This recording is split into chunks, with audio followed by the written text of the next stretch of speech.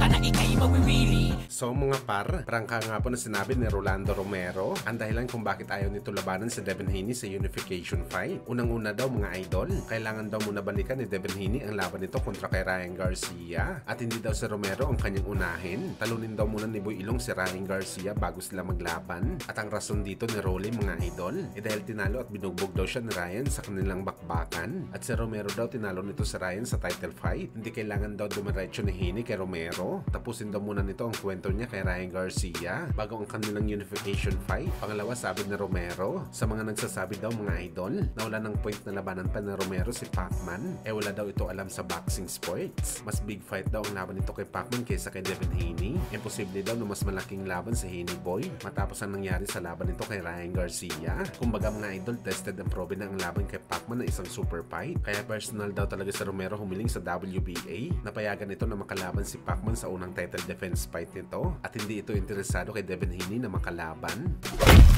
Samantala dahil nga po mainit ang pinag-uusapan sa potensyal na sagupaan ng ating pambato na si Mike Magsayo kalaban ng kakapanalo lamang na si Oshaki Poster para sa WBC title fight sa 130 pounds. Kung saan sa totoo lang mga idol, hindi tayo naniniwala na mangyayari pa ang laban ni Poster at Magsayo para sa WBC title fight. Sa pananaw natin mga idol, na ang laban ni Poster kay Fulton, ito na sigurong huling laban niya sa super featherweight at tuluyan na ito akyat ng lightweight. At bakit natin masasabi ang bagay na to mga idol? Dahil si Poster na po ang bagong WBC interim champion ng lightweight. Sakaling manalo si Shakur Stevenson sa laban nito kay Teofimo Lopez Jr. at maging ganap ito na kampiyon sa 140 pounds. Mababakante ang WBC nito sa 135 at kapag nangyari ito mga boss, ang interim champion magiging full champion na. At isa pa sa mga rason mga idol kung bakit nilisanin na ni Poster ang 130 pounds dahil nasa lightweight na po ang karamihan sa malalaking pangalan sa boxing sports. Kaya hindi na talaga natin nakikita mga boss na mananatili pa si Poster sa 130 at kagaya sa mga sinabi natin mga idol, mapapalabang kaagad si Magsayo sa WBC title fight, posibleng interim title na kapag binakante ni Poster ang kanyang titulo, si Magsayo na maging full champion.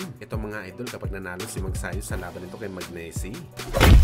Sa kabilang banda naman mga boss, bumida naman po ngayon si Naoya Inoue sa boxing world dahil sa pangatlong pagkakataon mga idol, nanatili pa rin si Naoya Inoue na undisputed champion sa boxing sports. Ang mga kasabayan nito na undisputed mga idol na sina Terence Crawford at Alexander Usyk, opisyal na hindi undisputed. Si Usyk binakante na nito ang kanyang titulo dahil bigo niya ito madepensahan sa bakbakan dahil sa injury, at si Crawford naman sinipa bilang kampiyon ng WBC. At para sa atin mga idol, wala na talaga chance si Crawford na maging undisputed dahil ayaw na ng WBC na lumaban si Crawford sa WBC title matapos ito 2 beses na hindi bumayad sa mga sanctioning fees. Kaya congrats talaga sa Japanese Monster na natili pa rin ito na undisputed sa boxing. Ibig sabihin lang nito mga idol, active talaga si Inoue na lumaban sa kanyang mga challenger.